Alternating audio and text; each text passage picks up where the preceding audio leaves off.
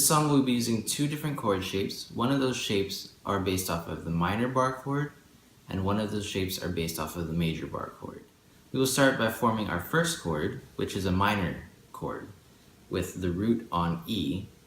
So put your pointer finger on the 7th fret of the 5th string. There you have your root. Then you're going to put your ring finger on the 9th fret of the 3rd string, and then middle finger on the 8th fret of the 2nd string. So to play this chord, with your plucking hand, you want to assign your different fingers to different strings. So assign your thumb to 5th string, your pointer to the 3rd string, and then your middle to the 2nd string. Go ahead and pluck all of those strings together. There you have an E minor. So the only difference between your minor shape and the major shape is going from minor to major. You're going to put your pinky on the 9th fret of the 2nd string and then release your middle finger. You can pluck the same strings with the same fingers assigned to those strings. That'll give you an E major instead of an E minor. So these shapes will shift around depending on where your pointer is. So again, the first chord is E minor. Second chord is G major, and the G root that we will be using is on the 5th string, the 10th fret. And then just place your major chord above that.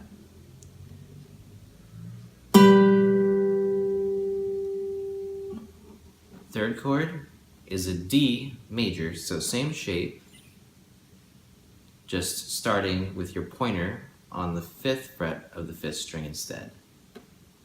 Then you're going to go back to E minor. Next chord is going to be your C major, which will use your pointer on the 3rd fret of the 5th string, and then place your major chord on top of that. Next chord is B minor, which will have the root on the 2nd fret of the 5th string, and then place your minor shape above that.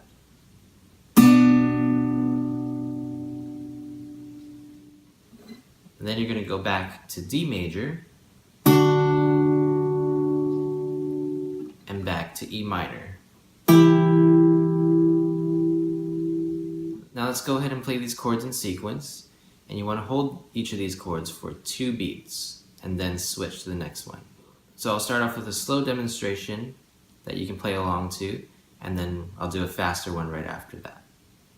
So 1, 2, ready, and E minor, 2, G, D, E minor,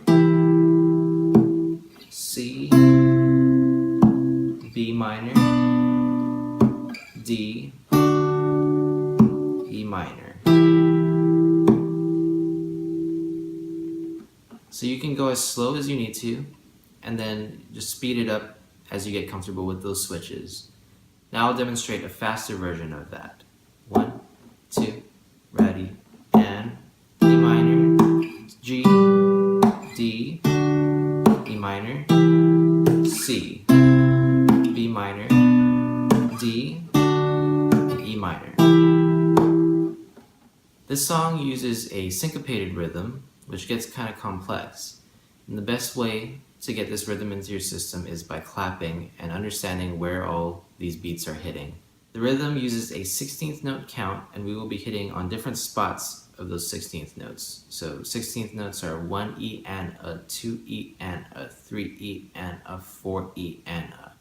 I'll demonstrate this clap, and you can clap along with me. 1, 2, ready, and 1 E and a, 2 E and a, 3 E and a, 4 E and a, 1 E and a 2 E and a 3 E and a 4 E and a 1 E and a 2 E and a 3 E and a 4 E and a 1 E and a 2 E and a 3 E and a 4 E and a.